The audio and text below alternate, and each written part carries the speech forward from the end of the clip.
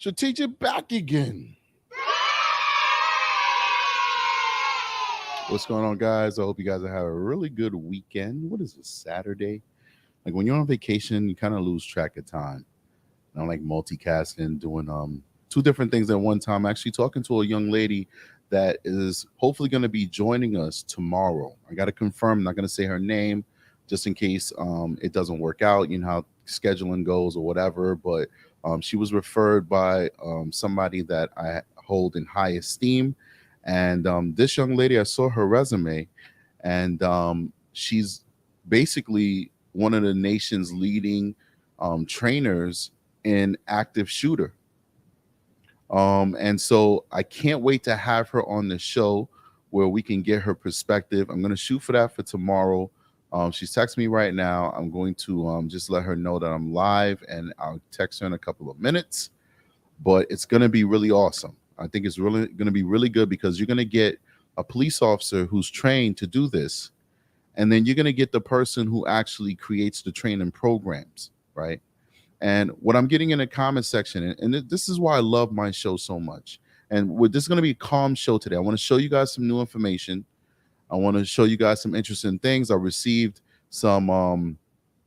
I received some a video from some friends of mine's of really horrible situations. A short video that's really sad, and it shows the state of policing in America, where cops can't just stand on a post without being shot at in places like New York, of all places. Isn't that horrible? So I'm going to show that video to you guys. I'm going to give you guys an update on the young lady who served in the military. Her name was Vanessa Guillen, and she was killed. This happened like 2 years ago. And we really never really understood why one of her fellow Army buddies killed her. And now, that evidence has come out. I just want to show you guys that. But we're going to start with this situation in Texas. We're going to talk about Texas for a little bit, and I'm going to share with you guys some of the admissions that have come out. Like, to be honest with you guys, where I'm at right now emotionally is the calm after the storm. You got the calm before the storm, and then the calm after the storm. The calm before the storm was trying to understand what was going on, trying to take in all the information that I was being given, just like you guys. The storm was realizing that we were lied to, and relaying to you guys my training and how it differs with the response that actually happened. And now we're back to the quiet again, where it's like, okay, we know what happened. Now we got to deal with it. All right. And I think it's important to have this guest on so that she can give that other perspective. I'm not sure if she was in law enforcement or not. A lot of people who do a lot of trainings in law enforcement, they may have military experience or may not. They may be academics, and they're doing the best practice for what the data says what happened. So if she's not former law enforcement or military, I'm gonna look at her. I notice in her bio, and you get to look at the entire thing and just all of that awesome things that she's done. Kind of caught me, and then I had to move on to something else. If not, then you'll have the police perspective, and then you have the academic perspective. But if she is former law enforcement, you'll get both perspectives, and you'll understand what is pretty much coming out. So Stevie Marley says Air Force, so she's military, right? So this is even great because you're gonna get a civilian perspective, because I'm law enforcement stateside. I am local community law enforcement. Never had military training, never had military service rather. And she's going to come from the perspective of military service and then going into the private sector and training police officers. Because believe it or not, our training programs most often comes from the private sector, and most often comes from former military and military tactics. So it's going to be really good meshing those two things and giving you those two different perspectives. But I imagine what she's going to say mirrors what my training is, that you go in and you end the threat. And there's a lot of good people. And this is why I love the Strategic Guys show, because, when Officer Tatum says something crazy that his viewers disagree with, they go crazy on him.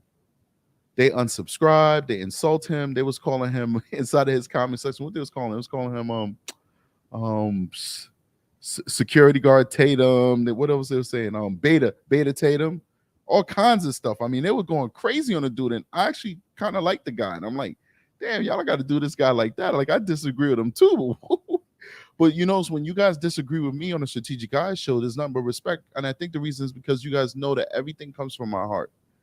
I'm not trying to mislead you. I'm not trying to, I'm not even trying to change your opinion or change your mind. I'm giving you my perspective. So I have such great viewers who, some of them, they're not necessarily disagreeing with what I'm saying.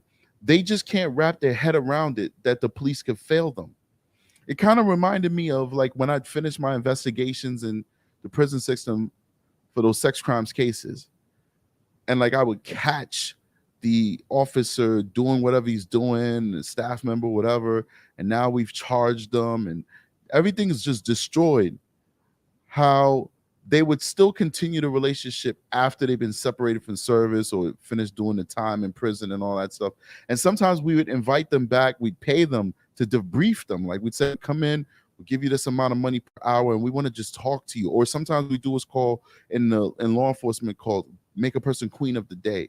Like if we have charges we can reduce, they will cooperate with us, then we'll reduce those charges. We call that making you queen of the day, because if you're willing to snitch for us and tell us everything you know, then maybe we'll cut a deal with you and lessen these charges. So whether it's those two different circumstances, I would ask them like, well, why did you keep seeing this person after you were caught or whatever? And they would say, because if I stopped seeing them, then it means that everything I did was for nothing. And since you caught me, I had nothing left. So at least I could have walked away with something, which was that relationship, right? So I think like a lot of folks, they can't wrap their head around the fact that the police failed those kids. Because if they encapsulate that, if they actually accept that, then they might lose faith in the system altogether. And I'm seeing that in the comment sections. So the videos I'm going to play for you guys today is pretty much going to round everything out. That's why I'm not screaming today. I'm not going crazy, because everything that was said or needed to be said has already been said. Right now, we're just going to be putting it to bed. All right. And the only thing that disturbs me is the fact that Pete Arredondo, who is the chief of the 6-man police force that's in charge of the schools. So now we're getting all the information. The Uvalde Police Department is not encompassed of 6 officers. The city police officers is much bigger than that. It makes sense anyway. You got a population of 15,000. You don't have 6 officers. You have like maybe 200, 300 officers for 15,000 people.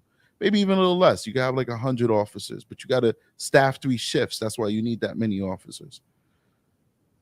The school district had 6 officers, the school district, all right? And he was named the incident commander. And some people are like, well, why was he made the incident commander? He was made the incident commander because it happened on school grounds. And he probably asserted himself. Because this guy, he's also an elected town alderman or councilman.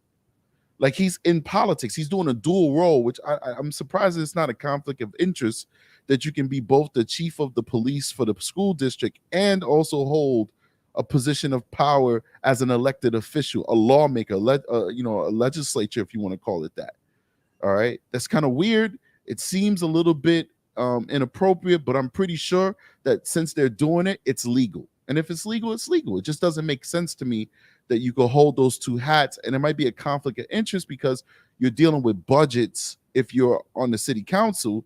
And at the same time, you're holding a position that's actually putting a budget together. So, you'd probably want to get more increased spending for your department that you also run. And then you're also the person voting on it, whatever, it's a different conversation. But what's disturbing to me is that he has not yet resigned as the chief of police. I get if he doesn't want to resign as a council person because he feels I was elected, so the people want me here. But he has not resigned as the chief of police. So I'm wondering if he has a story to tell, if he feels like he's being scapegoated or whatever. But there's a few things that I found out today that really broke my heart. One of the things is that the Border Patrol had to overrule him. So understand this, ladies and gentlemen. Understand this. Yoda just made a good point. He said Congress votes for their own races. That's very true. Very true. Understand this. He never gave the order for them to go in. All right. Pete Arredondo never gave the order for the police to go in. Let me just I'm just speaking to this very qualified and highly decorated lady. Let me just let her know to just give me a second because I'm on a live. I don't want to just keep her here on, on the pleasantries that we're sharing with each other.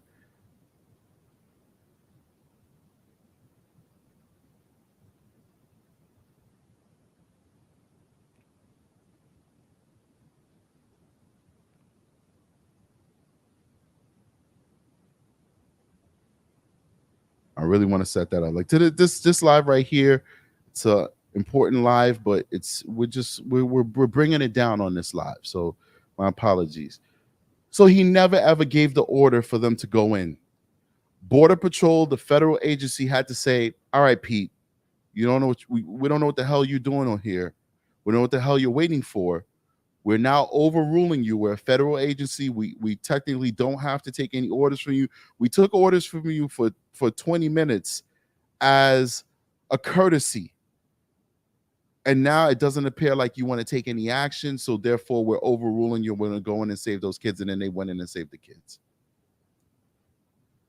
They killed 19 students, 2 teachers, and they wounded 17 other people. People aren't talking about the wounded.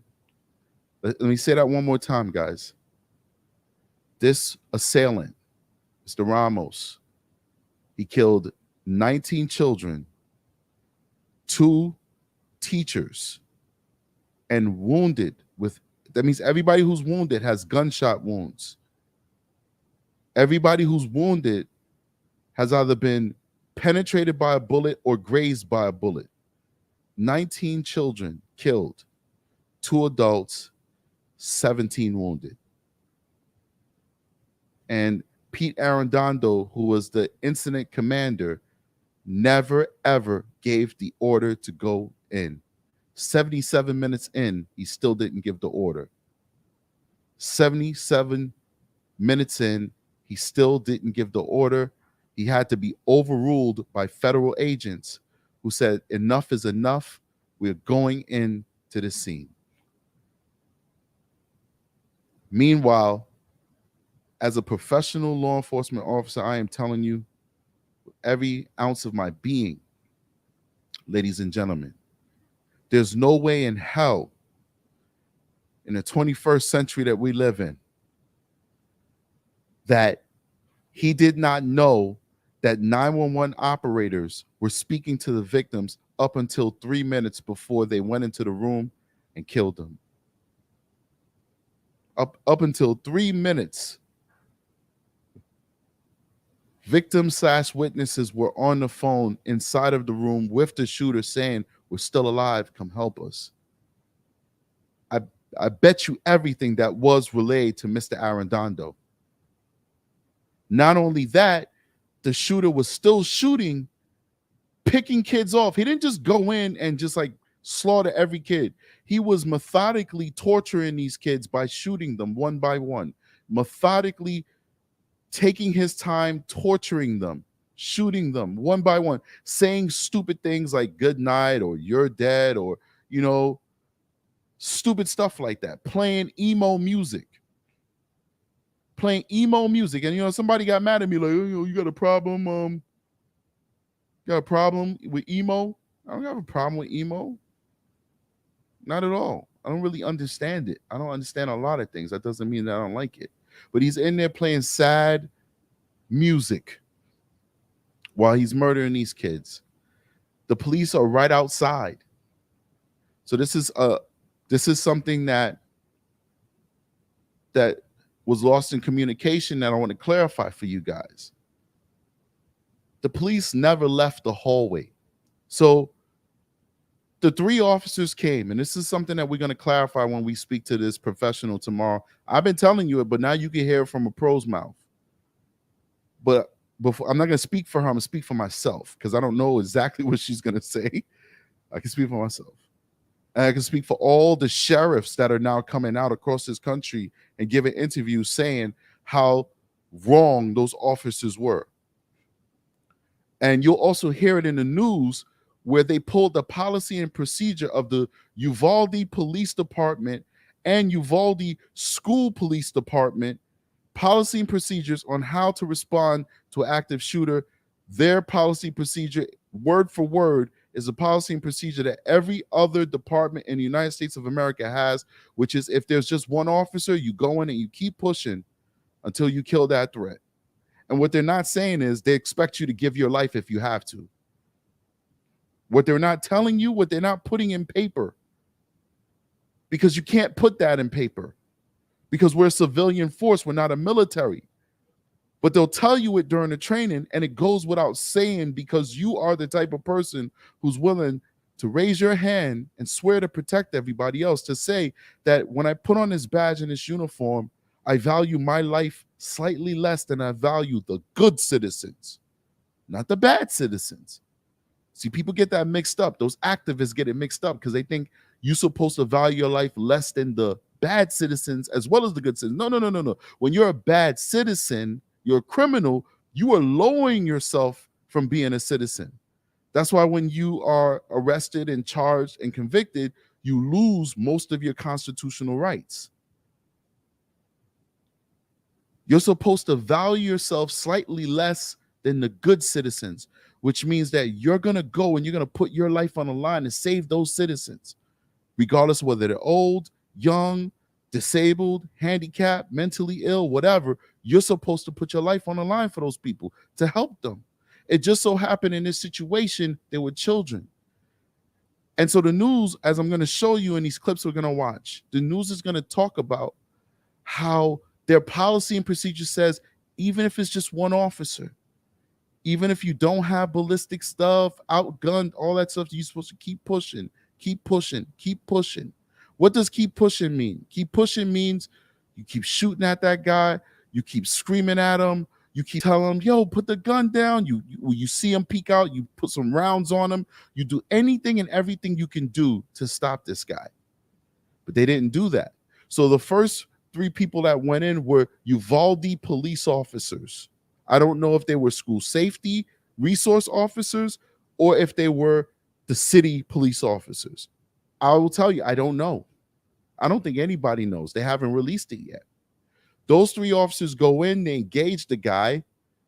2 of them get grazed, meaning they got flesh wounds. They did not get penetrated by a bullet. A bullet went across their skin and created scrapes and cuts and bruises.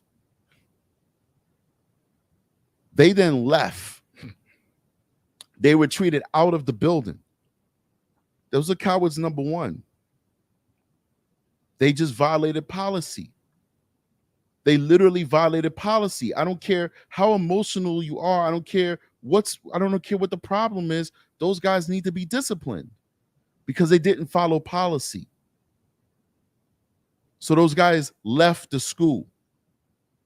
A few minutes later, the SWAT team, 20 minutes later, the SWAT team and others arrive. They go back into school. Now they're in the school and there's 19 people in the school. 19 police officers in the school in the hallway. There are dozens more police officers, but those police officers are evacuating kids. The policy and procedures that I'm trained on, as well as Uvalde police officers are trained on, is that you don't evacuate the area or even give medical treatment until after you have killed the threat, because they want all officers focused on killing the threat. So technically, if there were 60 officers out there, all 60 of them should have been focusing on killing the threat. Now, let me explain this to you. If the parents out there, and I want to address this too about the parents, but let me make this point. If the parents are red-blooded freaking Americans. If the parents see 60 officers trying to kill this man, the parents would be out there doing crowd control. They would know that this guy's isolated and they're shooting at him and they're going to kill him and they're going to stop this soon. They'd be out there doing crowd control while the police officers focus on the assailant. But the parents aren't dumb. They knew that the officers were not engaging him, and therefore that's why they panicked and did what they did. Now, does strategic eyes believe that those parents should have been allowed to run in there and save their kids? No. I alluded to, you might as well have, because I was making a point. I was being sarcastic. I was being facetious. I was being mean to the cops, sarcastic to the cops, because my thing is, well, like, you weren't doing your job anyway, so you might as well let them go. Of course you're not going to let the parents go. Of course, those officers had to prevent those parents. There's better ways of doing it than tasering them and pepper spraying them.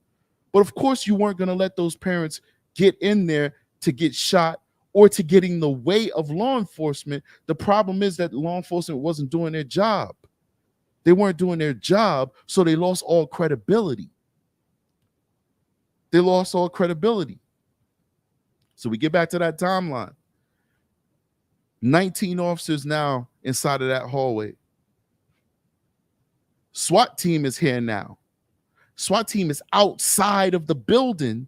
They're not even in there. The 19 officers in there aren't the SWAT team. The SWAT team is outside, and Arredondo is like 19 guys who are in on the hallway listening. This is why I know Arredondo knew that there were still kids in there dying, because even if he wants to say, well, I wasn't told that, but that 911 was receiving these calls from the survivors inside of the room, his officers would have been relaying to him that the active shooter is still shooting. You can't be barricaded if you're still shooting. If you're still shooting, you can't be barricaded. Active shooter means just that.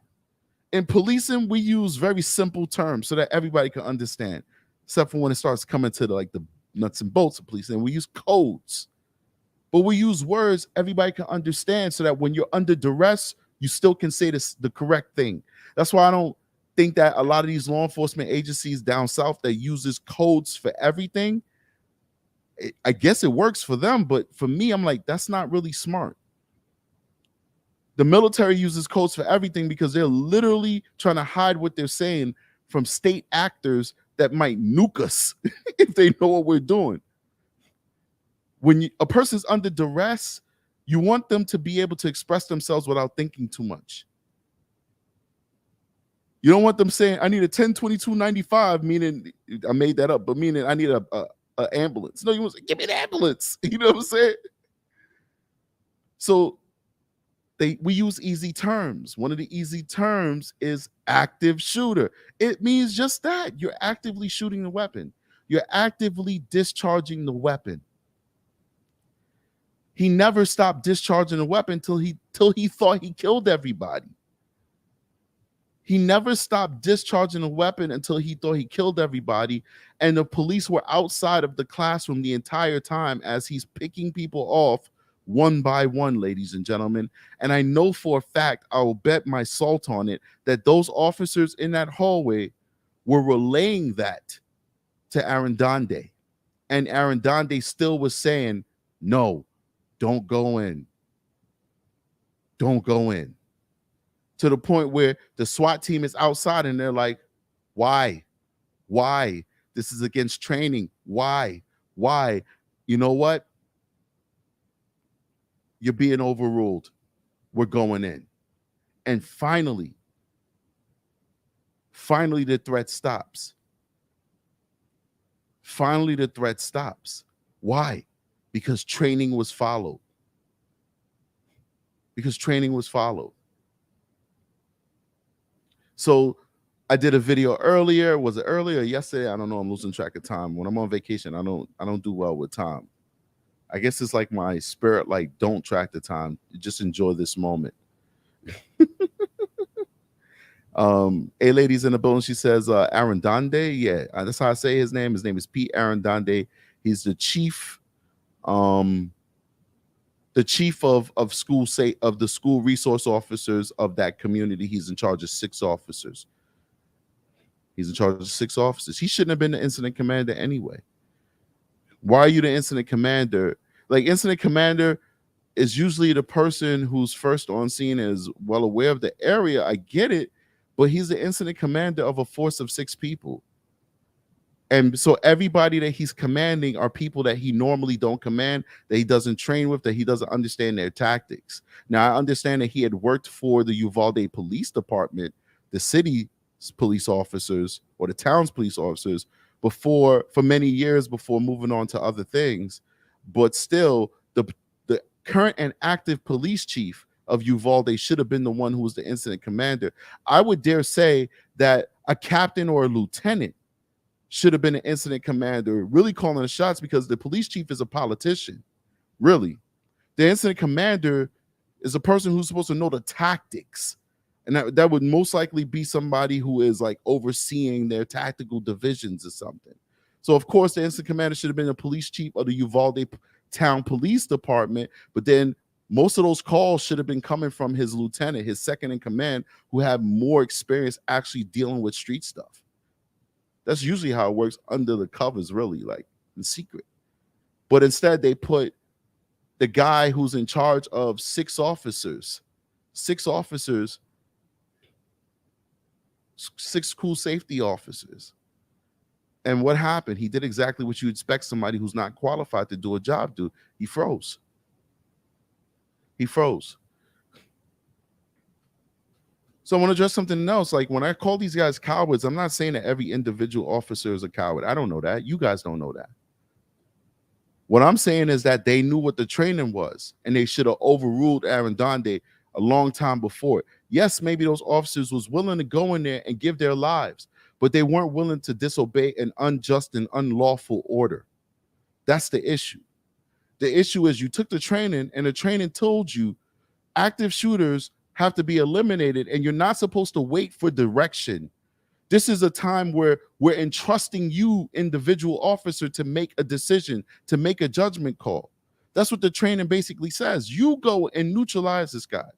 Yet Arredondo, who's not on the scene, who's in the incident command post, wherever that was, he's telling them not to go in, and he's telling them that the situation has changed. But he's not there to see that the situation hasn't changed. And officers still listen to his orders, to the point where the outside agency, the Border Patrol, had to say, we're not listening to you, unqualified dude. We're going in there. We're going to kill the guy. So I hope you guys, following me where I'm at. But it's real shitty that this guy's still working here. So we got a new member to the Strategic Eyes Show. Much love and respect to A Lady. She is a new member, and we appreciate you. Thank you so much for the support, keeping this independent small channel going. You are appreciated. Thank you so much. And hopefully more of you will consider doing it as well. It's going to a good cause. It's keeping this independent channel going. All right. So let's go ahead. Let's jump in. I see a lot of awesome people. We got Brass Hound in the building. Miss Brown is in the building. Jenny's in the building. Gmail account is in the building. Yoda's in the building. Joseph Boyer's in the building. Kiki05 is in the building. What up, Kiki? How you doing? What else we got going? Vendetta Avengers in the building. Just want to show some love to my people. Lucifer the Doorman. The Strategic Eyes family strong out here. A lot of Strategic Eyes members in the building. I appreciate you guys. Spartacus Rebellion's in the building. Scrappy's in the building. I love Scrappy. Scrappy's doing an amazing job in the comment sections, keeping the comments going. Thank you so much for commenting in the comment section and showing that love. Jay is in the building. What up, Jay? Love you, Jay. Appreciate you coming through, supporting the channel. Just want to show that love to you guys. Then we're going to move on. We're going to move on. The Islamic is in the building. What's up, the Islamic? Stevie Marley. I think I said what up to Stevie Marley, though. Stevie Marley's in the building. Almost there. Jane Smith is in the building. What up, Jane? And we're off. Thanks. Showed you guys love. I love you guys. Got to show love to the comment section. You guys are what make the show so amazing. All right, so I'm trying to clean these things up. I'm trying, like I told you guys, I screamed. It's to the point where I lost my voice a little bit, going so hard. Chris Dry is in the building. What up, Chris? And today's not about that. So I want to bring this up for you guys, and I want you guys to listen, because these two police these two police stories is actually really interesting. Officers for the Uvalde CISD outside San Antonio Make this big real quick, my fault. took active shooter training just 2 months ago. Good evening and thanks for joining us. I'm Blake. Come on, don't be doing the spinny on me, man. I don't know, for some reason, like my internet conked out just a little while ago before I went live. So I don't know. You know what? I'm just taking it off for full screen mode, but I don't know what the deal is. But let's keep going. It's going to play now. That revelation comes just one day after the director of the Texas Department of Public Safety outlined a series of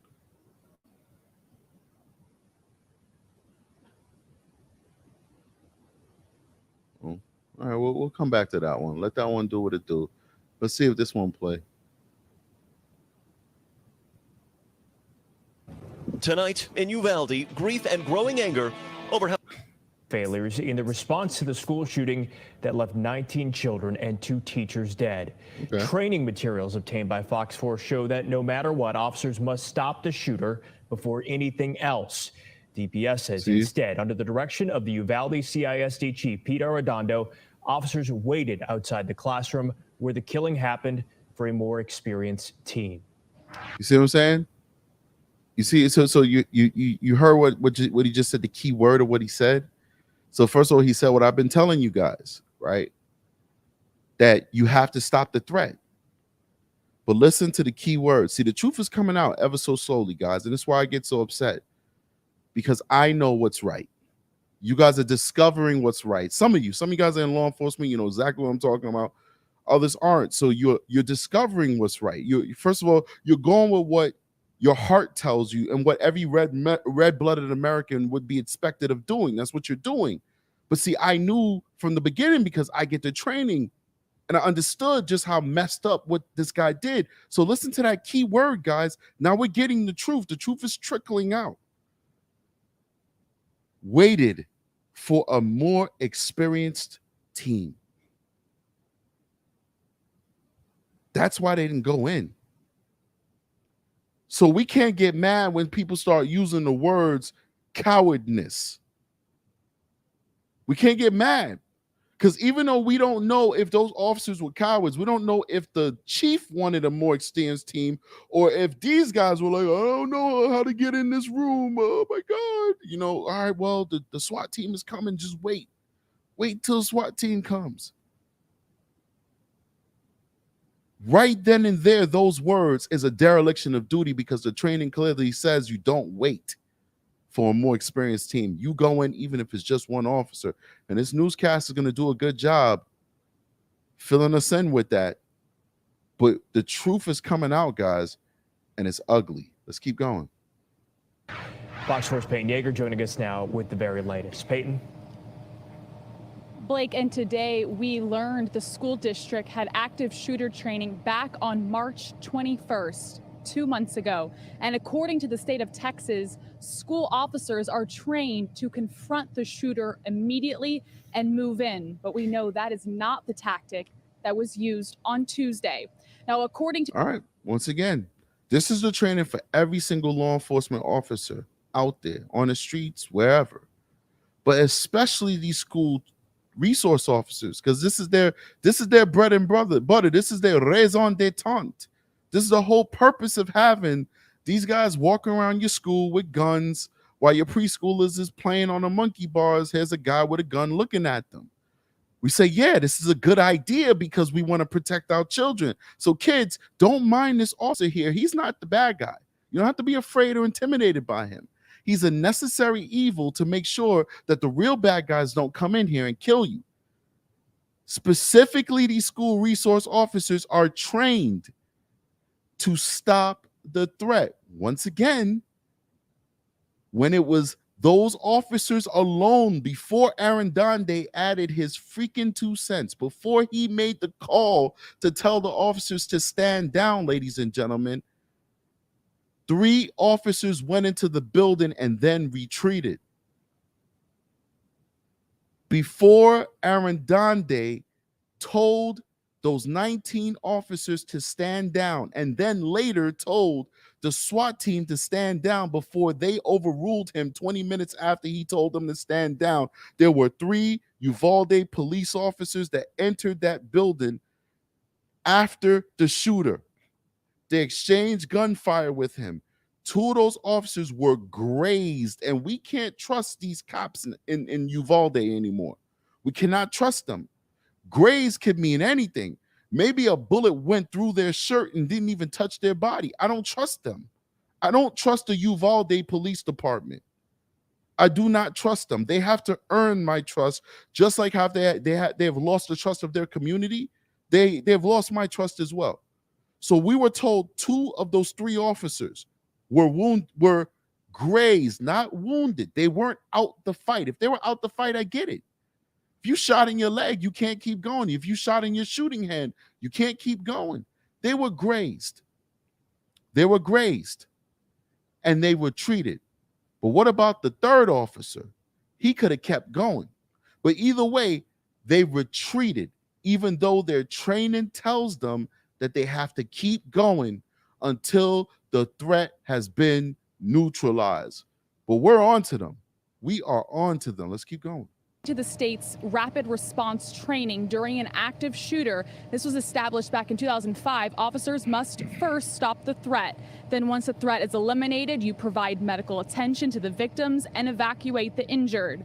But many questions surround why it took 1 whole hour before police officers entered the classroom where the shooter was killing innocent teachers and children.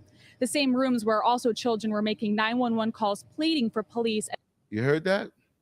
Did you hear that, Ugly? Someone answer this question, though. Spartacus Rebellion says, do I think that the officers were afraid of being punished by the department for violence and procedure? I don't know. I really don't know. I don't know. You know, it's a complicated thing. You know, morally, they should have done what was right, which was to say, why are you telling us to stand down? Oh, I want to wait for more resources. Well, we hear him shooting inside there. He's still killing kids. We're not standing down. We're going to keep going. That sounds good. That's what you're supposed to do morally. But then I'm a realist, and I understand that people have families, they have mortgages, and they're going to think about their families first. And they're going to say, you know what? I don't know. I don't want to get fired. I just bought a new house. I got a newborn at home. I don't know. Maybe he knows better than me. They're going to start second guessing themselves. Well, who am I to run in there? Oh, you guys don't want to run with me? I'm just one person now. Oh my God. You know, like maybe he knows something. I don't know. Maybe there's a new policy. You know, he is the boss. He is the chief. It's very difficult in these circumstances when you have, it's not even like it's a sergeant or a lieutenant telling you to do it. A chief, the boss of bosses told them to stand down. That's like the general. That's like the 4-star general telling the soldier, don't go into, the battlefield. What was that soldier going to do? I don't know. I know what my training is and what I believe I would have did. That's why most of my attention is going towards Arredondo now.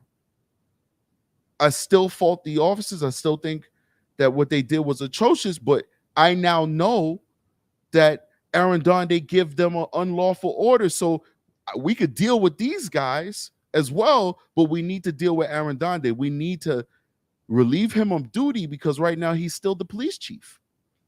He's still the police chief. And then we need to interview him. He needs to be investigated. Why did you make that call? What information did you have? And if he can't articulate good reasons for doing what he did, this is America. We can't charge him with killing the kids. So let's not even talk like that. Even though our hearts want to talk like that, we have to live in reality. He needs to not be indemnified by these families when they sue, because you best believe they're going to sue. And I want to, address one more thing. I had an apple. Now it's giving me like gas. I want to address one more thing about the teachers. And please hit that like button, guys. Hit that like button for Facebook, hit that like button for YouTube and Twitch and all that good stuff. Make sure that you're showing love to the channel. People are saying, well, now they want to blame the teachers because, the media is starting to talk about that door that was left open. Stop the nonsense, people.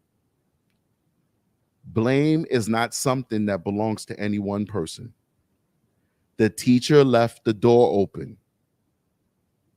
The cops had a terrible response. The cops sat back and watched and rather listened to children dying. They deserve all the hate they're getting. But ladies and gentlemen, the teacher left the door open. She left the door propped open. I was one of the first people online to show you that video with a YouTube channel. Go back, look at my show. I was one of the first people to show you that video of him walking in that back door. Now it's everywhere. The door was clearly widely propped open. It wasn't even like, when you close a door, but you don't want to get locked out and you put a piece of paper. Whereas if he's far away, he couldn't even tell if the door was open and closed. The door was propped open like it was a hot summer day. It was on a 90-degree angle. The teacher fully propped open the door during a mass shooter, school shooter. So blame is deserved by that teacher. Blame is 100% deserved by that teacher, just like blame is 100% deserved by those officers. We can blame both of them separately. We can say, ma'am or sir, but I believe it's a female who did it. You're wrong. You left the door open. You're fired. How can she come into that building and work again? It's like you're doing her a favor if you fire her. How can she come back in that building and work again knowing that leaving that door open resulted in all those children being killed? Understand that he wouldn't have been able to get in the building unless he was willing to climb through broken windows and shit like that. But by the time he's doing that, the cops maybe would have been engaging him. Maybe, they would have felt more comfortable shooting him outside rather than shooting him inside of the school. It would have been much harder for him to get into that building if he was locked out. Understand, he just walked in and did what he did. All right, so let's keep going. I apologize for that, but I hate the fact that people are like, oh, well, we shouldn't talk about the teachers, just talk about the cops. No, let's talk about everybody, because that's the only way we're going to learn to change things. Because if we talk about what the teacher did, then every single teacher in America is going to remember what happened in Uvalde, and they're never going to prop a door open. And every cop in America is going to remember Uvalde like the Alamo, and they're going to make sure that they face that threat and they stop that threat and they don't run away and they don't stand down. That's why we have to talk about this, and that's why we have to assign blame accordingly. Let's keep going. And stating classmates had been killed. 1 hour later, Border Patrol agents arrived on scene, grabbed a key from a janitor, and barged in to kill the shooter. We spoke to retired Deputy Police Chief Craig Miller. He spent 30 years with Dallas Police. Miller also was the chief of Dallas ISD Police. He outlined the #1 rule during an active shooter. Officers must show acts of courage and put their life in the way to stop the shooter. I understand that perhaps they thought that this was a barricaded person situation. I can appreciate that. But the fact was, you had active people still inside who were being shot intermittently. The shooting continued throughout this 48 minutes, and multiple rounds were fired during that time. And we had people who were calling, who were giving us information that they were alive. And in fact, a number of other people were alive. And that changes the dynamics of that situation. But we're going to have to wait till we know more to be able to confirm exactly what did take place in that hallway and that what considers to be extremely long period of time. So Stevie Marley makes a good point. He said that when gunshots were detected outside of the school, the building should have auto locked down. Yeah, that makes sense. It makes a lot of sense. It'd be nice if they had doors that could automatically close, but even closing doors aren't going to be able to close through whatever she had propping the door open. It still wouldn't be able to close. But what I took from that comment, I want to augment it. There should be more synergy between the police department and vital infrastructure like schools and libraries and stuff like that. If you're in a small town like that, it may not work for large places, like big cities like Chicago, New York, Los Angeles, and Miami, etc.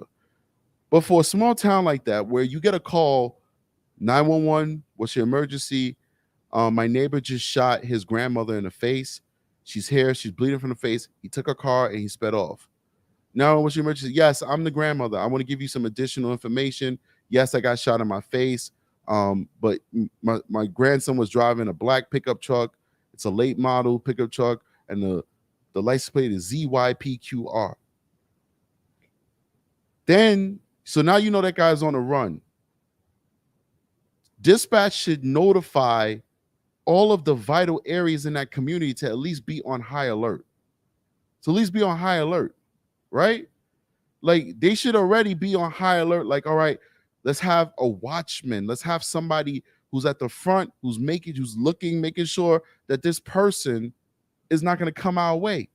Now, it may not work for a large city where these crimes are happening all the time, all day long. I get that.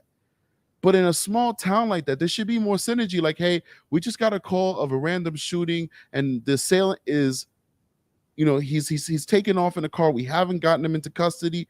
You know what? Stay on high alert. Now he crashes in the ditch. He shoots at people at the funeral home. They're calling 911.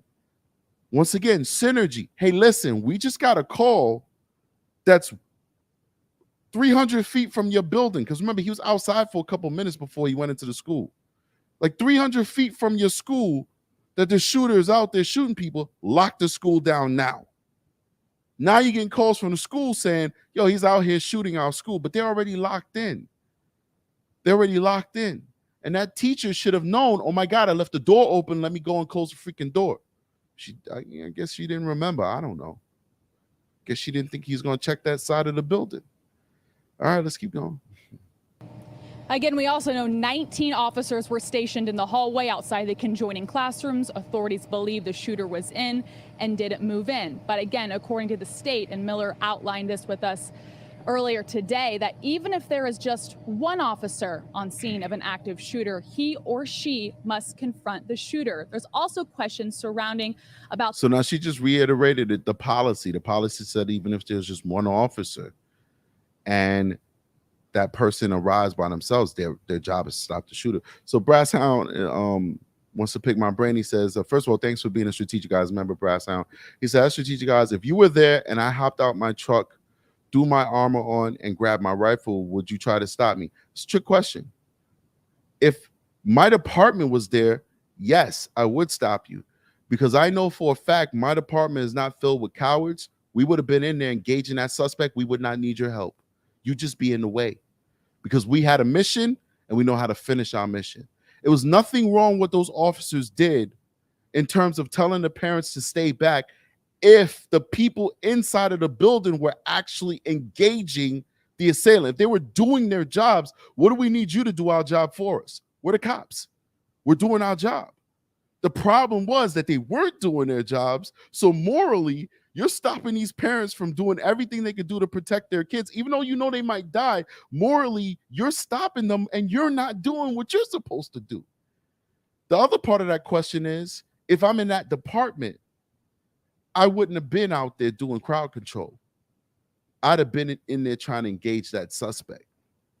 So either you see me because my colleagues are in there being the heroes that I know them to be, and they're taking out this assailant, or you don't see me because I'm in there getting busy trying to take this guy out my damn self. So I hope that answered your question, Brass Hound. So let's keep going. The incident commander, the chief of police for the Uvalde Consolidated School District. Miller questioned why he was put in place as the incident commander and why, when the city of police chief was there, as far as other agencies Miller believes have more experience. Yeah, that's just retarded. So they're reiterating it. They keep reiterating it, guys. And I think this is the narrative that's coming out, that this police chief wanted a more experienced group of officers to go in there and neutralize this threat. That's not an excuse. That is not an excuse. It's not an excuse. It's not an excuse. It's terrible. And I don't want to toot my own horn, but I don't really give a damn about this guy's body armor because I'm a really good shoot, guys. Really, really good shoot. I'd have put it right in his mouth. Like, well, it doesn't matter what he was wearing. If he had a helmet on, I'm thinking the Buffalo guy had the helmet. I don't think this guy had a helmet. I'd have put one right in the middle of his forehead, to be honest with you. I'm a really good shoot. Really good shoot. Not to toot my own horn. I'm sure a lot of you are good shoots too. But I wouldn't even need a rifle. To me, I don't really shoot rifles like that. So to me, it's just in the way. I'd have been perfectly fine with my Glock 17, and I'd have put one right between his eyes, and that'd have been the end of it. Especially how close they are. We're talking about like that 15-yard and under kind of gun battle. It's over. I'm not even aiming for his chest. I'm 15 yards within an assailant. In this situation, if I'm dealing with a regular assailant, I'm not shooting for their head, because obviously that's not what we're trained to do. We're trained to shoot center mass. But in this circumstance, the policy is to stop the threat. Therefore, the sure way of stopping that threat with somebody who has body armor on is to shoot them in the head. That goes for the streets too. But I'd have just put double tap 2 right between his freaking eyes, man. And I'm very confident I can make that shot, because I make that shot all the time. I know it's a difference between doing that shot on a range and all that stuff. I get it. But I've seen myself act under pressure, and I think I would be able to maintain my fortitude, because I've been in some real sticky situations. There's other cops who've been in more sticky situations. God bless their souls and their service to the people. But I've been in my own situations, and I never waver. I never waver. I never punk out. Do I get scared? Abso-freaking-lutely. If you don't get scared, you're a sociopath. But it's about using your training to turn that fear into focus. That fear can make you hypersensitive to your surrounding. That's what you're supposed to do. That fear is natural. That fear is good. That fear is fuel. You're supposed to take that fear and transmute it into something else. You're supposed to be an alchemist out there in those critical incidents. You're supposed to be transmuting that fear into fuel, into skill, into hypersensitivity to your surroundings to help you fight that threat. That's what fear is. Fear is your best friend if you can learn to master it. Do I get scared? Absolutely. But do I let the fear conquer me? No. Because when you let fear conquer you, you've let death walk through the door, or the possibility of death, that is. Let's keep going. Well, maybe it's not going to play that way. Let's play this way. Man, we got the spinning going on. This is a good one too, though. But I my point in playing those news sources is that I just want to lay it down to all of my viewers. School police handled the response during a gunman's horrific acts inside Robb Elementary. No one mentioned the fact that there was this 45-minute to an hour hold by the chief of the police of the school district while there were still shots being fired. NBC News now identifying that chief of police for the school district as Peter Arredondo, who told federal agents to not engage the gunman, saying the situation had shifted from an active shooter to being barricaded inside a classroom. Investigators now say by 12:03 p.m. Tuesday, half an hour after the shooting began, as many as 19 officers were inside the school. By 12:15, a Border Patrol tactical team also in place. Sources say federal agents waited 30 minutes before overruling Arredondo's guidance, and at 12:50, opened the classroom using a janitor's key to kill the gunman. I just looked out the window, and I see this guy with a gun walking up. And I just told my class, get on the ground, get to the corner. Teacher Nicole Ogburn had just started a movie for students. I just kept hearing shots fired, and I just kept praying, God, please don't let him come in my room. Please don't let him come in this room. And for some reason, he didn't. During that 47-minute window of time, authorities say 911 calls from students kept coming in. The kids doing exactly as teachers instructed, going silent, finding places to hide, and then whispered pleas for help to 911 dispatchers. With 21 crosses now filling the town square, support pouring in from some who have been there before. This will mark you the rest of your life. Yeah. It never goes away. Right. Michelle Williams and Lauren Bond both survived Columbine 23 years ago. The two friends traveling to Uvalde to try to help him heal. We talked to a lot of parents, even yesterday, who are upset. And the anger is justified. We get that. But just be careful that it doesn't take root and make you bitter. Tonight, as this tight-knit Texas town mourns, tributes and promises to those no longer here. All right, so yeah, it's all cutting up or whatever. Somebody said, was giving me some advice on different things to use on my weapon. And can't use none of that stuff. None of that is authorized. You can't modify your service weapon in any way with my department. I know down south dudes be having lasers and lights modifications on them, pistol grip modifications, and all that different stuff. You can't do that. All you got is your iron sights with that tritium or whatever you call it, glow in the dark on the sights. That's all you get. You're nothing else. All right. And I still put 2 between your eyes. So a lot of people are afraid that this is going to result in gun control. If you're a pro gun guy or whatever, nothing's going to change. Like I said in the comment section, hear me out before you judge. I'm not making it a race issue. We're going to go through it all. All right. When a whole bunch of middle class and upper middle class white kids died in Sandy Hook, nothing changed. All right. The whole country burned down over George Floyd. Nothing changed. Nothing changed. Right. Okay. Now a whole bunch of Latin kids get killed by a Latin student in Texas. Nothing's still going to change. All right. Like I said in the comment section to a guy that I was telling this to, the only thing Americans give a damn about is taxes. All right. You get your tax cut. All right. The price of gas and interest rates. That's it. That's it. That's it. Nothing's going to change. All right. So if you think that Biden's going to get assault weapons ban, it's not going to happen. All right. It's just not going to happen. It happened before. So we'd be right back where we were before.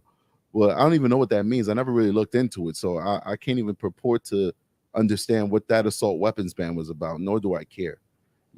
I'm not into guns and all that stuff. I have guns. My guns are tools. I don't go hunting. I don't do any of that stuff. God bless the people who do. I'm not a competitive shooter. I go to the range to perfect my skill of shooting because my job may require me to use a handgun to defend my life and others. To me, a gun is just a tool. I carry a gun around everywhere I go because I'm a law enforcement officer and I might have to take police action.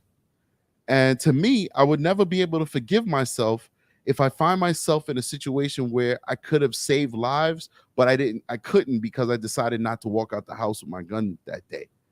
So that's why I carry my gun, because I want to make sure that I can protect people if something crazy happens. God forbid it happens, because I really don't want it to happen, And I also, and that's it. It's just a tool to me. For some people, it's much more. For some people, guns are abhorrent, and it's the most horrible thing on the planet. I don't understand those people. And then for some people, the guns are the most important thing on the planet. I don't understand those people either. You know what I mean? For me, a gun is a tool. That's it. I don't care if it's a Smith & Wesson with this and that. You're never going to hear me saying, oh, the 39X60 series. I don't care about it like that. The Glock is reliable. You can shoot it after you throw it in the ocean. You can shoot it if you drop it on a beach and there's sand in it. It's reliable, and I understand it. I've mastered the trigger reset. I can pump out 1,000 bullets in a couple of seconds with minimal recoil because I'm used to shooting it. I don't fear the gun. The gun has become an extension of my hand, and it is a tool for work. That's it. And when you're a law officer, I don't know how it is down south. I think it's this way no matter where you go in the United States of America. But in the Northeast, when you are a lawman, you're a lawman 24 hours a day, 7 days a week. You don't stop being a lawman until you retire. So that's why I carry my gun everywhere I go, because I'm a lawman, even when I'm chilling with my kids in the movie theaters, even when I'm chilling in my favorite restaurant Fridays, eating some of those whiskey sauce ribs.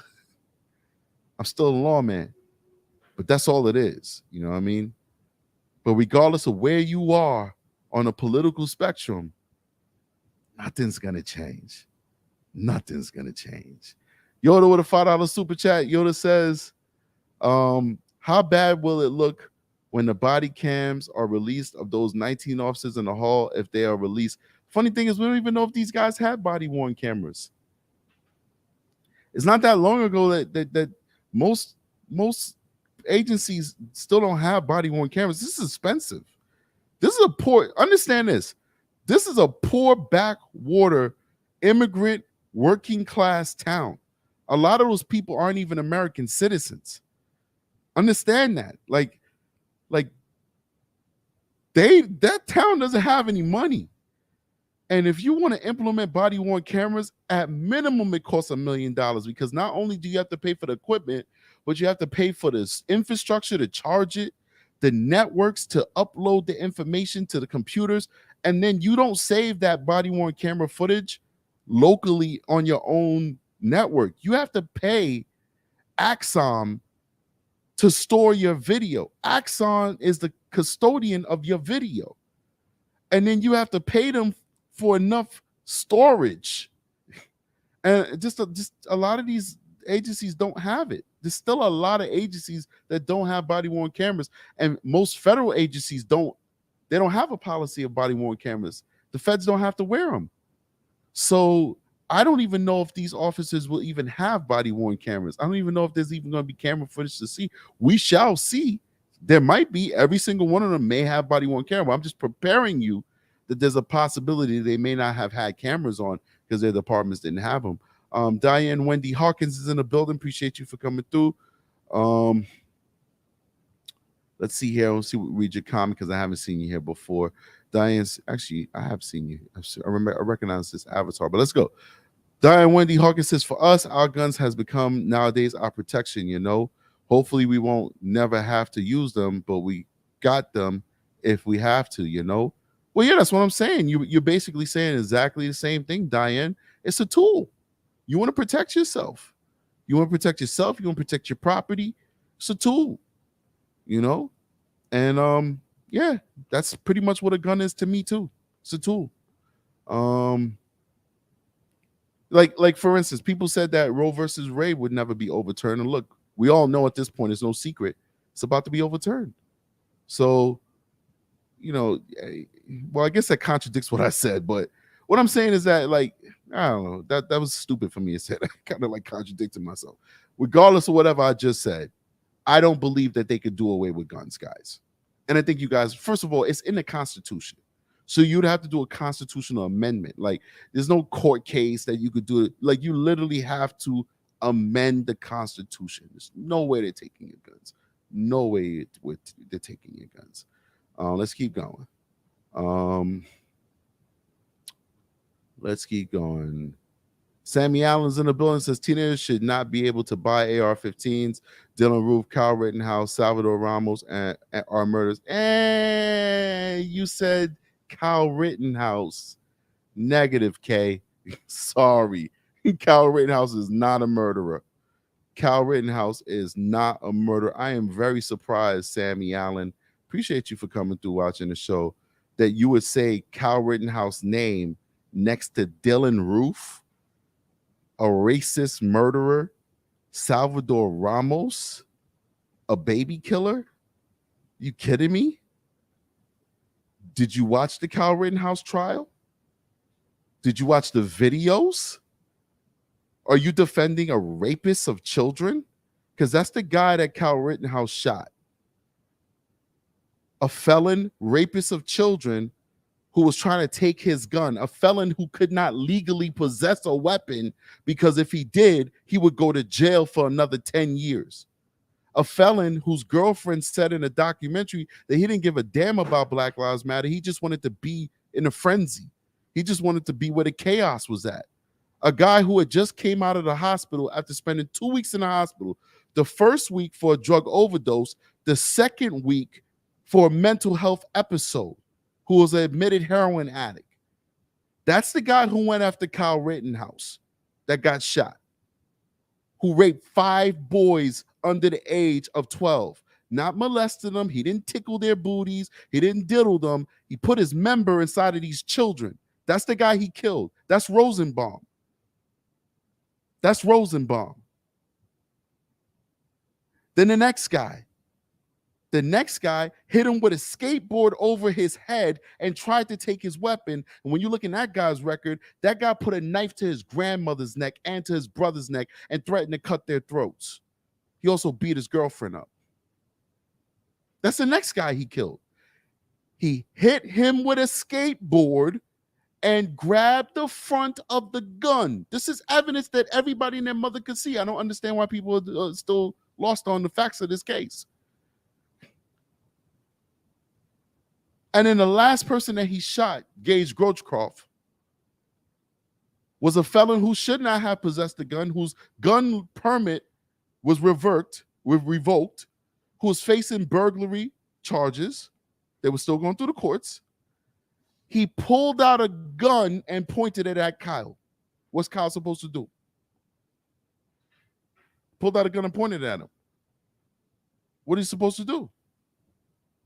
This was an unfortunate sequence of events that started because a child rapist tried to take his gun. If that child rapist never tried to take his gun, nobody else would have got shot. Kyle Rittenhouse would have went home at the end of the day, and none of that stuff would have happened. It is unfathomable that anyone, and listen, Sammy, I don't know you. I'm not trying to beat you up or anything like that. No disrespect. It is what it is. And if you leave any comments, I'll read your comments, because if I'm going to address you, you deserve to have your side of the story spoken. It's not that type of show where the host just shits on you, and it's not like that. It's nothing personal. I'm trying to educate you if you want to listen or not. It's up to you. It's your business. He went through, and lastly, Sammy, I don't know you, but so many people purport to be patriots. So many people purport to love America. So many people purport to believe in our system. Is our system perfect? No, we're watching an imperfect system right now, what these officers did in Texas. But Kyle Rittenhouse went to trial in the same region that George Floyd died in and Jacob Blake got shot in, that same part of America. Kyle Rittenhouse was found not guilty by a multicultural jury of his peers. They looked at the evidence and said, not guilty. Believe in the system. You can't make who you want to be guilty, guilty, and who you want to be innocent, innocent. We have a system, and the system spoke. Let's keep going. When I see your comments, I'll definitely read it, Sammy. Sorry for my long diatribe. So,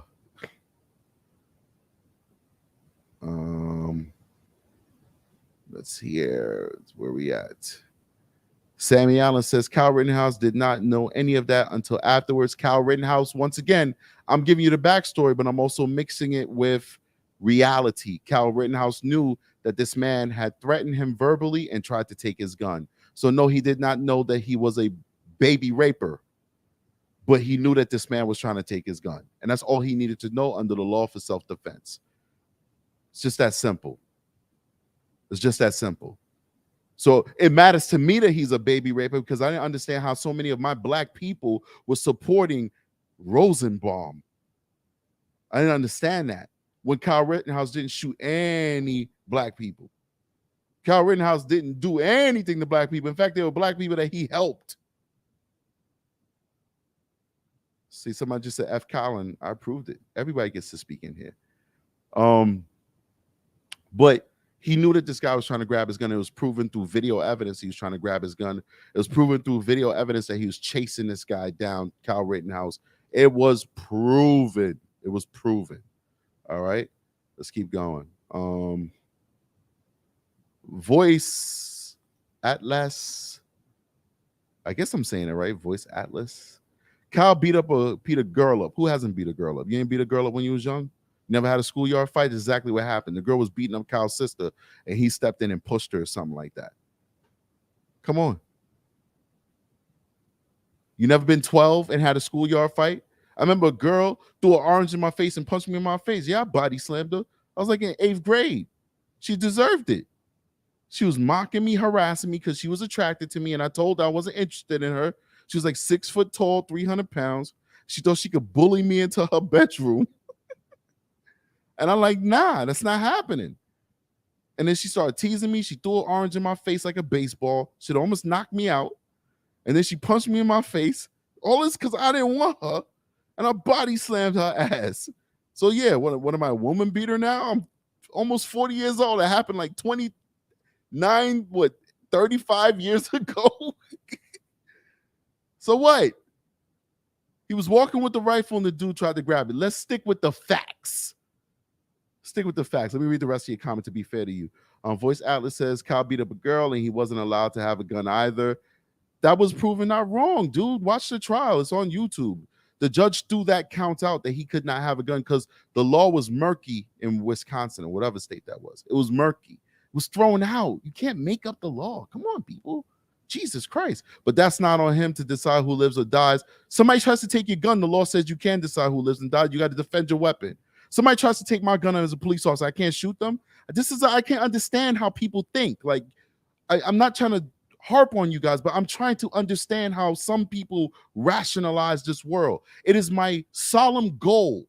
And I think the reason why people rationalize it so differently is because you're low information. You're acting off of feelings and emotions. You're not actually taking the time to study the issues. So maybe I'm just a psychopath because I want to know everything about what happened in Texas.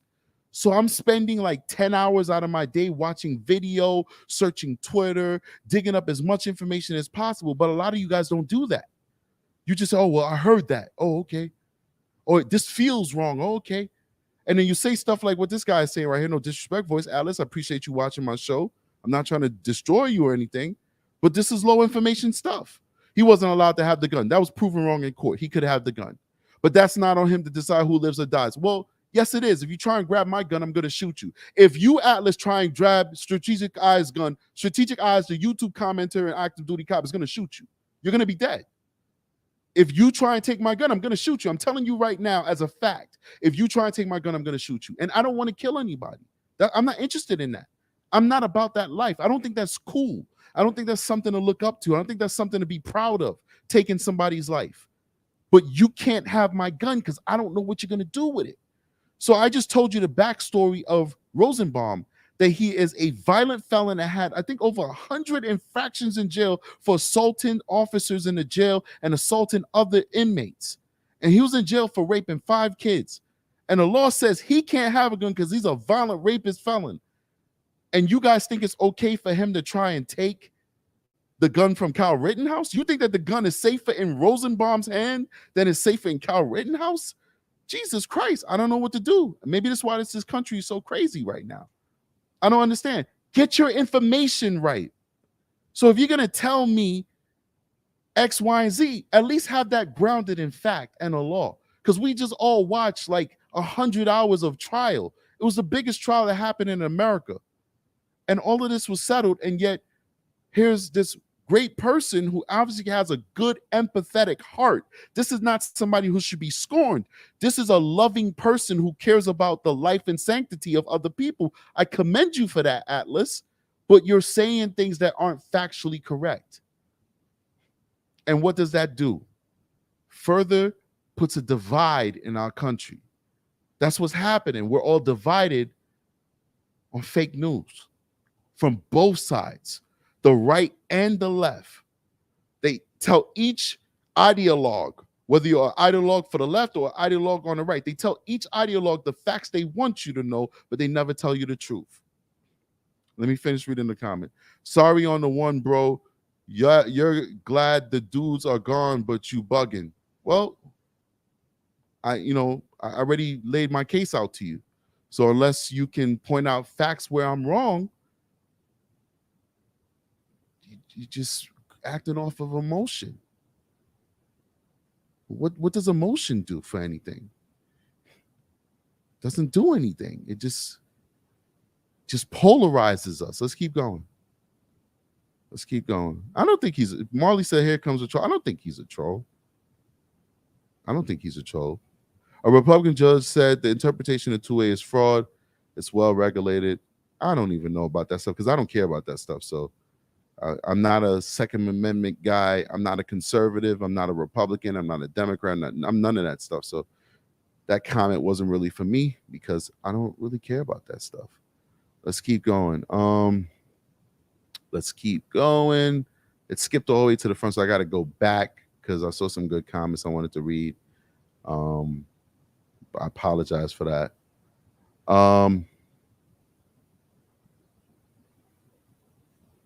Somebody said, "Oh, Sammy Allen, the classic trope that we hear all the time.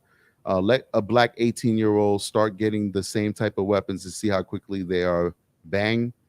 Well, we do have a lot of black 18-year-olds with those guns in the inner cities, and kids are dying because of it. It is what it is. A black 17-year-old just shot an NYPD cop in the Bronx, and a judge dropped all the charges and let that kid go. The cop was in the hospital and had a bullet removed from his arm, and the judge let him go. The subway train shooter shoots dozens of people inside of the train station. He gets apprehended without being killed. I'm tired of all this race stuff, man. Just tired of it. The Christmas massacre guy runs over like 30 people, kills 5 people, wounds dozens and dozens, little kids, old ladies, the whole nine. They take him into custody. It's on camera. You can see it on a Ring camera. Take him into custody without any issues. I mean, it's like, is there racism? Absolutely. Racism is real. And like I say on my channel all the time, we got to talk about this stuff. We need to talk about it. We need to confront it. But it's like every time something happens is, well, if it was a black guy, it's like, come on, man. I don't know. I'm a college educated guy. Maybe when you get an education, I'm not saying you guys don't have education. I don't know what your situation is, but when you start studying people, you take psychology, you take, philosophy, you take all these, your brain just flips, man. It's like, enough. Let's say something different. Let's do something different. I stop guys, right? So I'm working, right? And I stop people, and it's like, I stop a white guy and I'm like, oh, you was speeding, you was doing this. Oh yeah, I'm sorry, okay, thanks for my ticket. I just sometimes, like, I gotta fight it, I got a CDL, so I'm gonna fight it. I'll see you in court. Like, all right, no problem. We do what we gotta do. Sometimes, yeah, I'll pay it, man. I messed up. You stop minorities, you're gonna get that some of the time, but most of the time you're gonna get, oh, you only stopping me because I'm black. Well, I'm black too, dude. I'm black from the hood. I'm black from the gutter. So what makes you think I'm racially profiling you when I was harassed by cops when I was young, just for the color of my skin? Why would I want to do that to you? But like, we're so polarized that every time something happens in this country, and my beautiful black people who have been enslaved and still have contributed so much to this country, help build this country up. We are being so brainwashed by the likes of the MSNBCs and the race hustlers that nothing can happen in this country without somebody saying, well, if it was a black person. What the fuck does Kyle Rittenhouse have to do with a black person? Do you want to talk about the black person that actually started everything? Do we want to talk about Jacob Blake? Because we could talk about Jacob Blake. I'm sure most of you probably won't like what I have to say about Jacob Blake. But if it was a black, well, it wasn't a black guy. It was a white kid by the name of Kyle Rittenhouse. And the jury, which included some black and Latino people, I guess they're sellouts too. They decided that he's not guilty. I guess the white people on the jury put guns to the black people's and the Latino people's head that was on that jury and said, if you don't get Kyle Rittenhouse off, we're going to kill you. Come on. Let's get past that nonsense, man. Give me something else. Give me something else. Give me something else. Give me something else. And so last comment I'm going to read for Sammy. I can't let Sammy dominate the show, but I'm trying to be fair and read his comment. He said he should have had his ass at home. This is not his territory. He crossed state lines as a patriot to protect against BLM. I always said from the beginning that he shouldn't have been there. He's actually has his father lived in Kenosha. So nobody's territory. This is America. You go anywhere you want to go. Like, I lived in Harlem, and Columbia University was a couple blocks from my house. Did we tell the white folks that walked through our projects, oh, you can't walk through, it's not your territory? No, we left them alone. We let them walk through. There was never an incident, as hood as my hood was, there was never an incident of a Caucasian kid getting robbed while they walked through the projects. We weren't that type of people. We ain't messing with people. It's not no territory. This is America. You go wherever you want. And lastly, BLM wasn't really out there.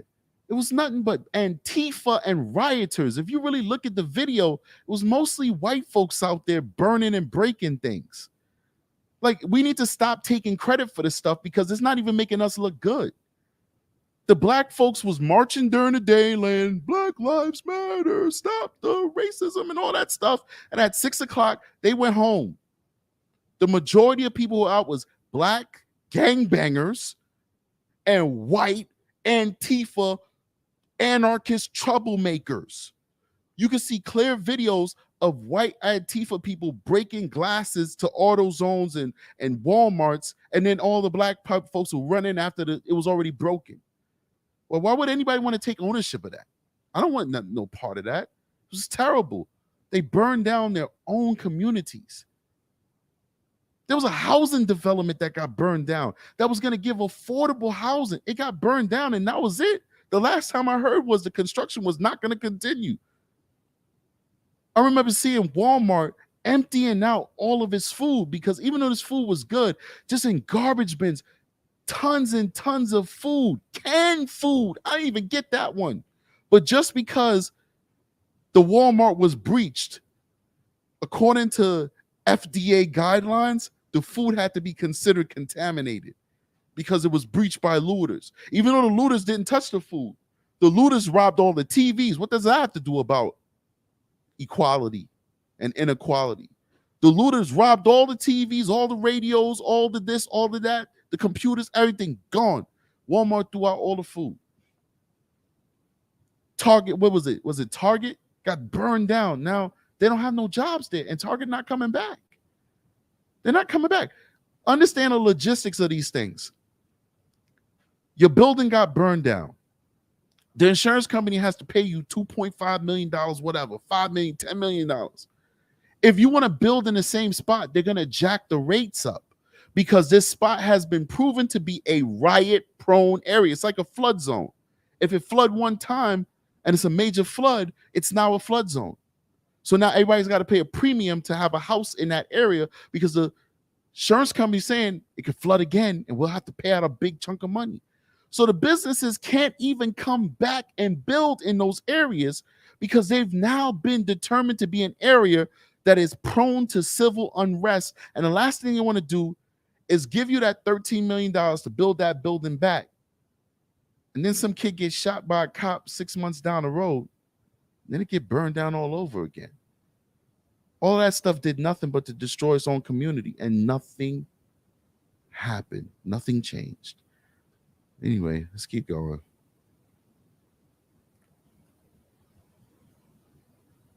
Joseph Boyer says he thinks that the two people are a distraction. I think it's a good conversation because you know what? Whether they're trolls or not, and I don't think that, I give them credit that they're not trolls.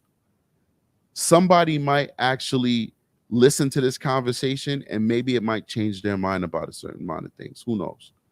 I don't know. Either way, I'm talking about it because I'm pretty much done with the things I wanted to speak about. So it's just filler for the show.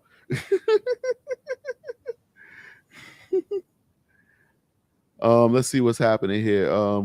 Voice Atlas says, as in the justification for killing him, that's the point I was trying to make. You are 100% right on that. I don't know if they're talking about me, talking to me or not. I'm just trying to read out comments and be fair to people. Diane Wendy Hawkins says, I don't know what happened to people in this world today. Seems like 2020, everything that is right is wrong and everything that is wrong is right. I just don't know anymore. I've been saying that for a long time. It's like the whole world was topsy-turvy. The bad guys became the good guys became the bad guys. Topsy-turvy.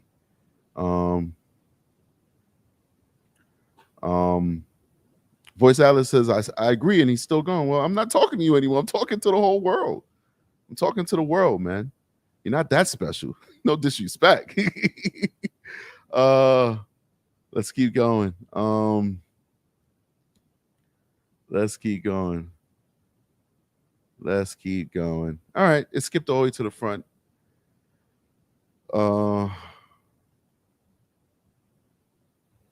And Sammy Allen, last comment, I'll definitely read it. It said, who did the January 6th insurrection? They were armed to the maximum. My take on January 6th, I think it was horrible. I think the people who were on the lawn protesting, patriots, they doing what they feel is right. They want to protest their government. That is your right. The people who went into it, insurrectionists all the way. That's how I feel. That's how I feel.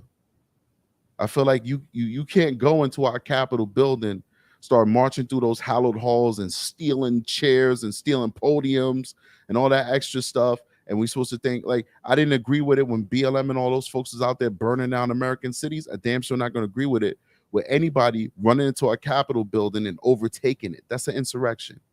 Literally is the definition of an insurrection. But the people who stayed on the lawn, oh, they had every right to be there. I can say those people are patriots. I don't even agree with their ideology, but I can say that they're patriots because they're exercising their right to protest and ask for redress on their government. So that's my take on that. Let's keep going. Lucifer with a $2 super chat says, love your face and the convo, brother. Thanks, man. Appreciate it. Thank my mama. Let's see what else we got going. All right, so I'm gonna play this video for you guys real quick. So these are two NYPD officers who are on a foot post minding their own goddamn business. And I want you to see what happens. This sucks, man. This really does suck. Let's see if I can make this bigger. So I'm going to replay it again, but take a look at this. So the cops are going to be up here. See them standing. You see these two guys over here? They're going to shoot at those cops. Isn't that crazy? That's just crazy. Wow. It's insane. They just minding their own business, standing on the corner, and they start shooting at them. Wow. That's crazy. That's crazy, man. That's insane. I want to share that with you guys. Somebody sent that to me. It hasn't hit the news yet. It's not much to look at, but it's something serious. These two random people just decided to shoot on cops. So I want to just give it to the family first. Give it to you guys. All right, I'm about to get up out of here soon. Let me see what's happening in the comment section, and we'll get the hell up out of here. All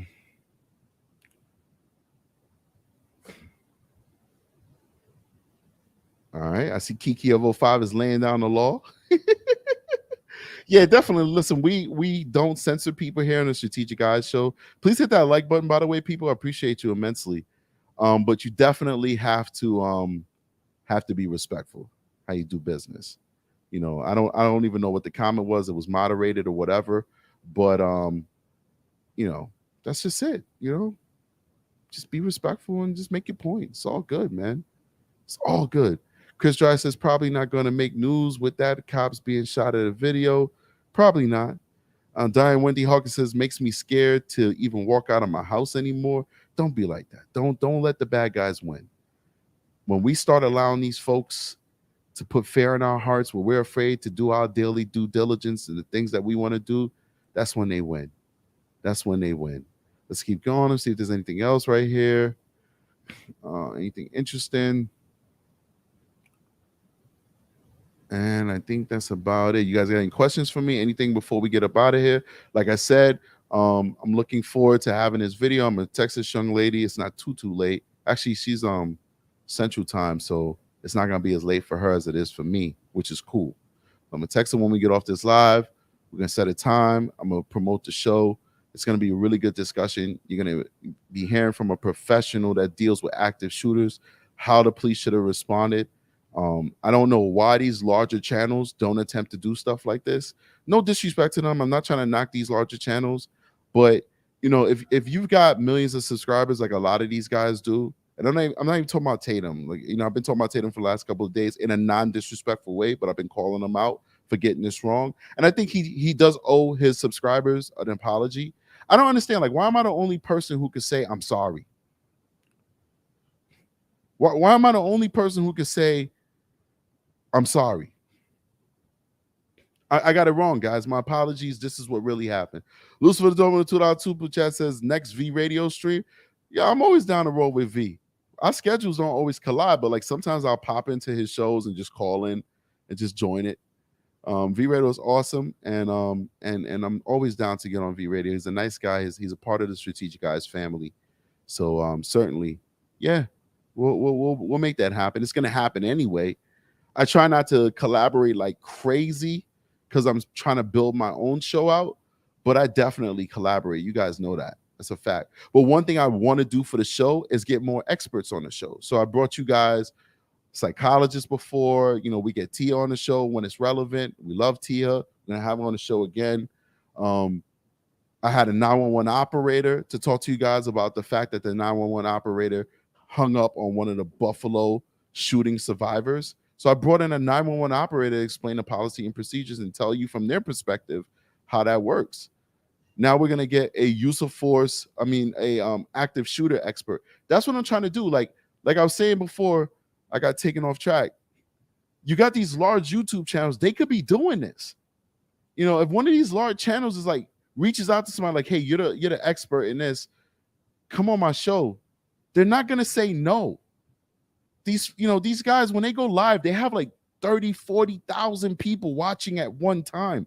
That's great promotion for those professionals. You know what I'm saying? Like, I don't understand why these larger channels aren't bringing in experts on to educate you guys on what's happening. It's just like, listen to my opinion and screw you. No, it's not listen to my opinion and screw you.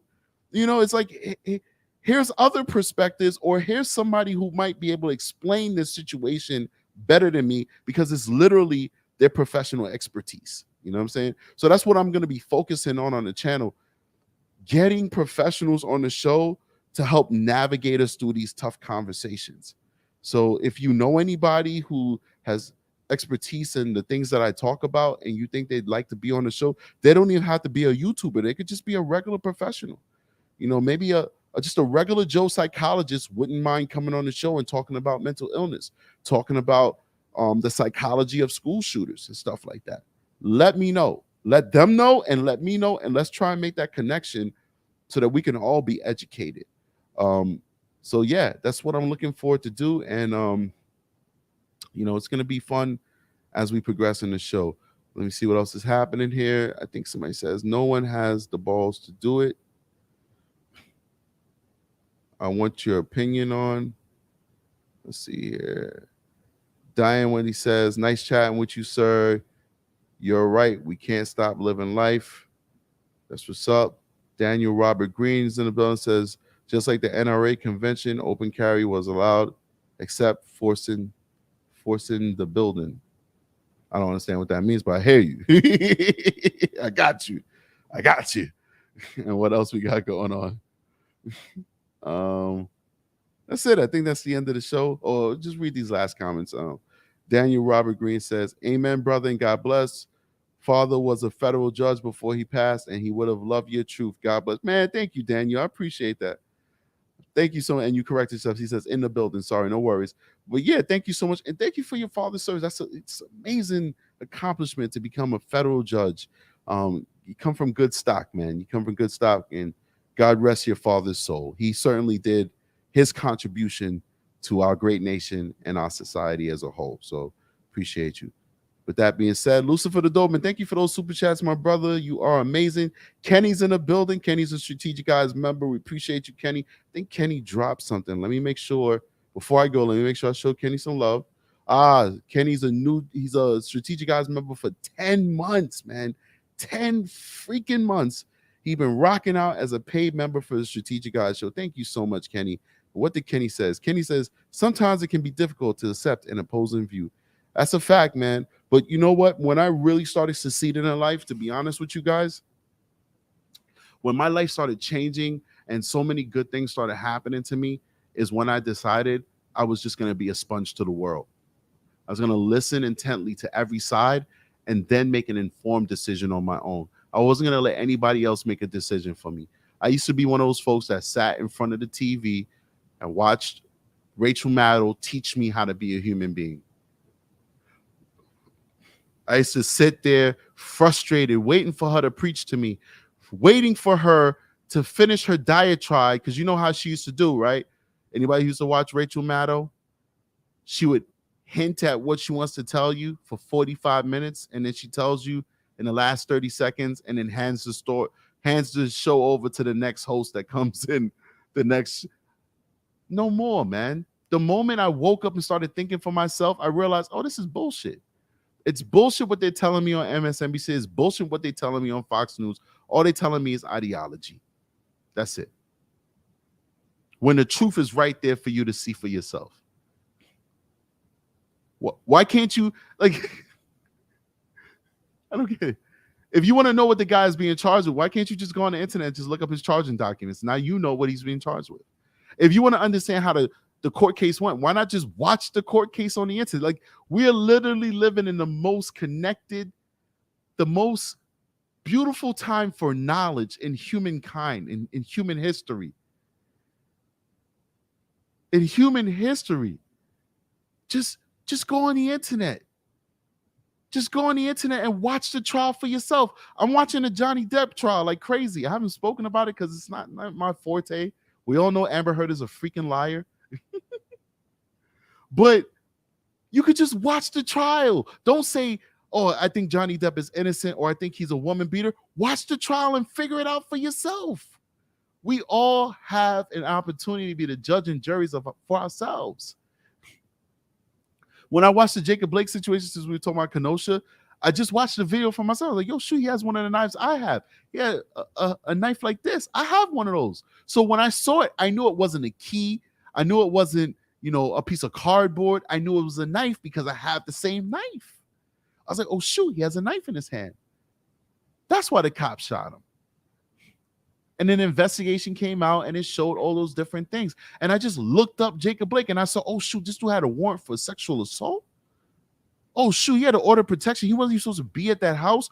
Oh, so you're telling me that the story that Benjamin Crump told, that he was driving, minding his business, and he saw two stranger women fighting, and he pulled over with his kids in the backseat and tried to be a good Samaritan and break up that fight. And that's when the big bad cops came and just shot him for no reason. Oh, you telling me that story was bullshit? It never happened? It was made up? Oh, okay. Why? Because I just looked it up myself. When the Kenosha kid came out, not to go backwards, I'm not going to keep you guys for another 5 hours on this live. My lives are pretty short compared to other people's lives. Other people go on 3-4 hours. I give you guys an hour and a half to 2 hours max. I looked at the video myself. I was, oh, shit. My first thing, I'm not a Kyle Rittenhouse fan. I've never been a Kyle Rittenhouse fan. I think he was dumb for being there. So first thing I was like, what is this kid doing there, man? I said, what the hell is this kid doing in Kenosha during this crazy ass time, man? Like, what is he doing? And then I looked at the video. I was like, oh, shoot. And I didn't know nothing about Rosenbaum. I didn't know Rosenbaum's history. I was like, oh, shoot, look what Rosenbaum is doing. Oh, he's chasing the kid. Oh, wow, it looked like he just reached for the gun. Oh, yeah, he was defending the weapon. And then I looked at the other video, and I'm watching the video, and you're watching the sequence of events. So now I say, oh, shoot, he just hit Kyle Rittenhouse in the back of the head with a skateboard. Oh, he just reached for the, oh, Kyle shot him. Oh, you can see it all for yourself, man. You can see it all. Oh, shoot, that guy, Grace Groscroft, just pulled a gun on him. Oh, he's about to shoot Kyle Rittenhouse. Oh, he didn't shoot him? Oh, Kyle shot him. Oh, I understand now. You could have seen all these things for yourself. Don't listen to me. Look at me as entertainment, even though I'm trying to be factual. Look at me as entertainment and go out there and fact check everything I said. Everything I say, go fact check it. Don't listen to me. I'm no better than you. I'm not rich. I'm not getting paid crazy money to be here. We raised a good amount of money yesterday. It was the day before yesterday when we did that live. And guess what? That money is going to buy equipment. I've been pricing out the equipment.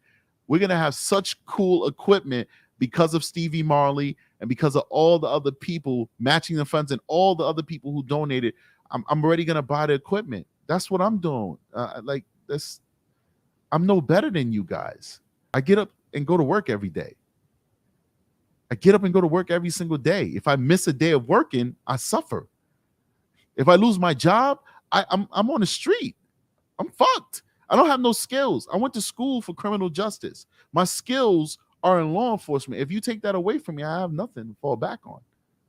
This is my career. I'm a professional. This is what I do. It's what I'm educated to do. This is what I do. I'm no better than any of you folks. So don't listen to me and take my word like it's gospel. No. Go fact check it. What's the saying? Something and verify? Check and verify? I don't know. Go verify what I got to say. Do that with everything in your life. Stop letting Tucker Carlson, Rachel Maddow, Benjamin Crump, Ted Cruz tell you what's fact and what's fiction. Tell you how to live your life. They all have their own interests. Tucker Carlson is a good presenter, but he's a multi-millionaire. Trust but verify. Stevie Marley. There you go. Thank you, Stevie Marley. He's a multi-millionaire TV presenter. He's got to bring ratings in. If he doesn't bring ratings in, he gets fired. He loses his $1 million contract. He doesn't even know what it is to be like me and you. We struggle. He doesn't struggle. Rachel Maddow, same thing. Multi-millionaire. I think she was like the highest paid TV person for a long time. If she stopped working right now, I know she got like $100 million in the bank. She has a vested interest in staying relevant, keeping you engaged, keeping you watching TV so that she can make more millions. Benjamin Crump is an ambulance chaser for dead black people. He has a vested interest for showing up to every single unfortunate black soul that finds themselves in a grave to exploit that for his own personal gain. He's a multi-millionaire off of the backs of dead black folk. Ted Cruz is a politician. He doesn't give a damn about you. He just wants to stay in politics. He wants to win an election every 6 years so he can have the power and prestige and pass that power and prestige to his family, to his friends, making sure all his kids, all his grandkids, all his nieces and nephews, his brothers and sisters all get cushy jobs in unknown corporations that you will never think about looking. But that's how that corruption goes. Yo, take care of me on this contract, and I'm going to make sure your third cousin gets a job working for J&J Incorporated, making $200,000 a year, even though they're not qualified to be there. That's how that works, man. Trust and verify. Don't trust none of these folks. They all have a vested interest to deceive you. And since I'm no better than you, I'm just a regular Joe like the rest of you folks, trust and verify what I have to say too. And guess what? If you go do your research and you realize that I'm wrong, unlike these other YouTubers, I'm going to say, damn, I messed up. I'm sorry. This is what really happened. I was corrected by Daniel Robert Green. I'm just using an example, Daniel. I was corrected. It actually didn't happen on the 24th. It happened on the 25th. And 3 people was involved instead of 4 people. And because of that, X, Y, and Z, I stand corrected. My apologies, guys. This is the accurate information. And this is the source where you can get it and read for yourself. That's what a real person does. You'll never hear Rachel Maddow do that. You'll never hear Tucker Carlson do that. You'll never hear Ted Cruz do that. You'll never hear Benjamin Crump do that. Benjamin Crump never apologized for telling us that Jacob Blake was an innocent bystander just driving, minding his own business, where he saw 2 stranger women fighting and he stopped his car to break that up. And then the cops came out of nowhere and shot him. He never said that that wasn't true, when the truth actually was he was there abusing his baby mama and he was stealing those kids. He didn't have no right to have those kids. He had an order of protection against them and a felony warrant against them. And when those cops came, he fought those cops and he beat those cops up, and he had a knife in his hand. And as he was going into that car, the mother told Officer Shesky, she said, he has my kids. He's kidnapping my kids. And then he turned around and he was going to stab Shesky. And all the witnesses out there, the African-American witnesses, said it looked like he was turning around and going to stab the officer. Even one of his friends from the neighborhood told the police he looked like he was about to stab the officer. And that's when the officer shot him. But you'll never hear that on the news, will you? You'll never hear that on the news. You'll never hear that on the news. Trust and verify. Guys, we had a good time today. Please consider becoming Strategic Eyes members. If you like what I'm saying, if you appreciate what I'm doing, my son is crying. I'm about to go hang out with my son. Please consider hitting that join button and joining the Strategic Eyes show. The lowest tier is $3.99 a month. That's it. Less than a cup of coffee, man. Per month, not every week, not every day. Okay. Per month, $3.99. You get to support the channel. You get exclusive content. You help keep this channel floating. You help keep us growing. If you don't want to do that, you can join the PayPal. You can go ahead and Cash App as well. All that stuff is streaming on the bottom. You also consider joining the Patreon, which we do have quite a few people who are joining on the Patreon and showing love that way. Somebody says, do I take crypto? No, I'm not that sophisticated, unfortunately, which is retarded because maybe some crazy rich person might want to drop like 2 Bitcoins on me and change my life. Anyway, guys, you guys have a wonderful day. I'll talk to you later. I got to go be a dad. Strategic is out of here. Peace. I belong to you. I belong to you. Do just what you want. You're the one I trust. And I always be around when I need some loving, baby. No one else. Yeah. Let you down.